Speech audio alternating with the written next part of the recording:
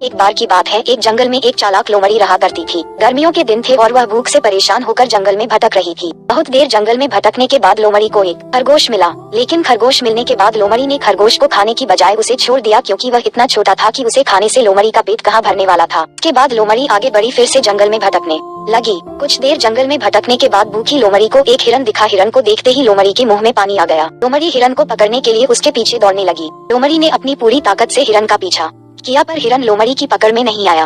अब लोमड़ी खाने की तलाश में बहुत ही थक चुकी थी।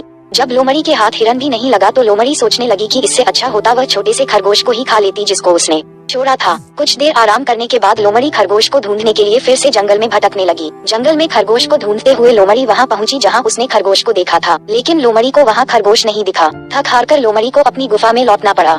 लोमड़ी की कहानी से हमें ये शिक्षा मिलती है कि हमें लालच नहीं करना चाहिए। यदि लालच किए बिना संतोषी जीवन जीते हैं तो आप सुखी रहते हैं।